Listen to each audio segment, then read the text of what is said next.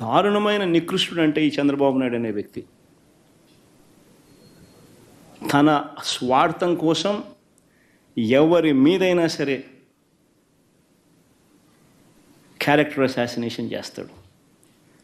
ఈయనే మన సింపథైజర్ ఎవరైనా ఉంటే వాళ్ళ పేరుతో ఫేక్ ఐడి క్రియేట్ చేస్తారు, వాళ్ళతో వాళ్ళను తిట్టిస్తాడు, మనం తిట్టించినామని బయట ప్రచారం చేస్తాడు. అంటే ఇటువంటి మనిషి ప్రపంచ చరిత్రలో చాలా అరుదుగా దొరుకుతాడు, అరుదుగా పుడతాడు. ఒక రాక్షసులు అప్పుడప్పుడు పుడతా అంటారు. ఈ మనిషి నిజంగా అట్లా అంటాడు. మన కర్మ ఏంటంటే ఆంధ్రప్రదేశ్లో పుట్టడం. నేను ఇదే చంద్రబాబు నాయుడు అడుగుతా ఉన్నా, అయ్యా చంద్రబాబు, సూటిగా నేను చంద్రబాబుని ఒకటే ప్రశ్న అడుగుతున్నా. అయ్యా చంద్రబాబు, నీ తల్లిదండ్రులు ఎవరో ఈ రాష్ట్ర ప్రజలకు ఎప్పుడైనా చూపించావా? చంద్రబాబుని అడుగుతాను ఇదే సూటి ప్రశ్న. మానవతా విలువల గురించి మాట్లాడే నైతిక హక్కులు ఈ మనిషికి లేవు. ఇదే చంద్రబాబుని అడుగుతున్నాను, నీ తల్లిదండ్రులు ఎవరో, చంద్రబాబు నాయుడు గారి తల్లిదండ్రులు ఎవరో ఈ రాష్ట్ర ప్రజలకు ఎప్పుడైనా చూపించావా? వారితో ఎప్పుడైనా కలిసి ఉన్నావా? రాజకీయంగా నువ్వు ఎదిగిన తర్వాత నువ్వు కనీసం మీ ఇంటికి తీసుకువచ్చి 2 పూటల భోజనం పెట్టి వారిని సంతోషంగా పంపించావా?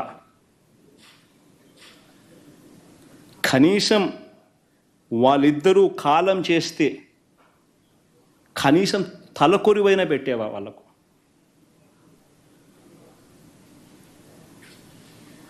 నేను చంద్రబాబు నాయుడు ప్రశ్న అడుగుతాను. ఇలాంటి మానవతా విలువలు ఏమాత్రం లేని వ్యక్తి ఈ చంద్రబాబు. రాజకీయాల కోసం ఏమైనా చేస్తాడు, ఏ గడ్డైనా తింటాడు, ఏ అబద్ధమైన ఆడతాడు, ఏ మోసమైనా చేస్తాడు. ఇలాంటి వ్యక్తితో యుద్ధం చేస్తూ ఉన్నాం. సో రాష్ట్ర ప్రజలందరికీ కూడా నేను కోరేది ఒకటే,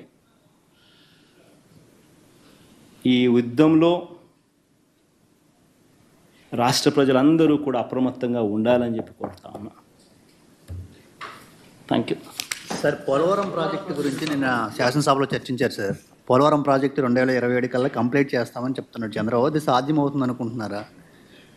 అదే కాకుండా దానికి వైఎస్ఆర్ గారు దాన్ని అస్తవ్యస్తం చేశారని, మీరు వచ్చాక రివర్స్టెండింగ్ పేరుతో ఇంకా ఆలోచించాలని కూడా ఒక ఆరోపణ.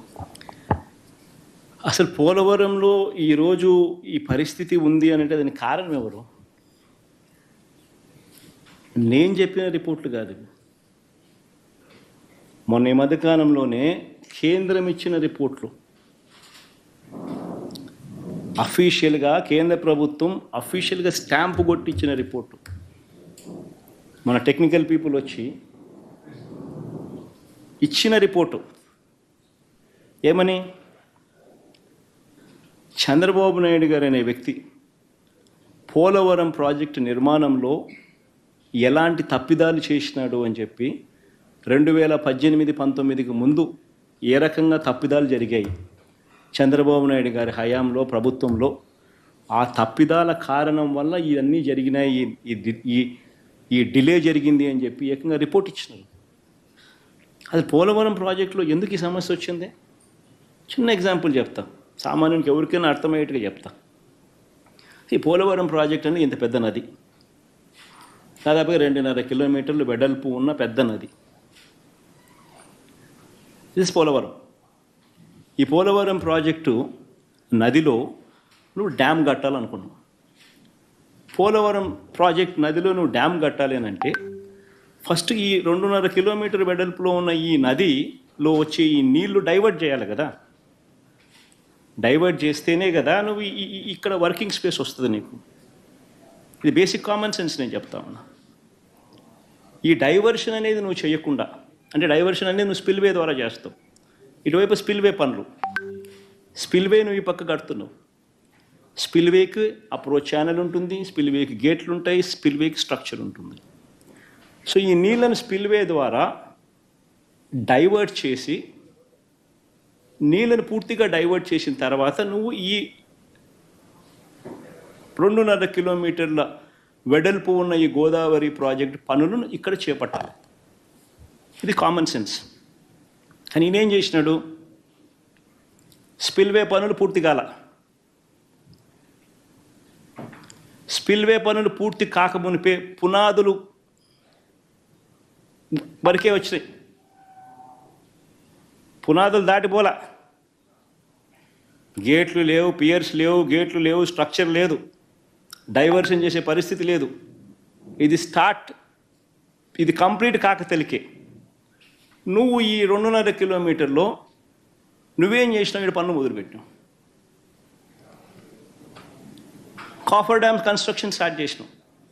కాఫర్ డ్యామ్ అంటే ఏంది, మెయిన్ డ్యామ్ నువ్వు కట్టే ముందు ఆ మెయిన్ డ్యామ్కు ఫెసిలిటేట్ చేయడం కోసం, నీళ్ళు ఆపేదానికోసం నువ్వు కాఫర్ డ్యామ్ కడతావు. నీళ్ళు ఆపితే మెయిన్ డ్యామ్ పన్ను నువ్వు చేసుకోవచ్చు. That is called coffer dam. So coffer dam 1, coffer dam 2 అంటే రివర్ నదికి ఆ పక్కన స్పిల్వే నుంచి నీళ్ళలోనికి వచ్చిన తర్వాత టేల్ రేస్ నుంచి మళ్ళీ వెనక్కి నీళ్ళు తన్నకుండా కాఫర్ డ్యామ్ 2 ఇటువైపున, తర్వాత మధ్యలో మెయిన్ డ్యామ్ కడతావు.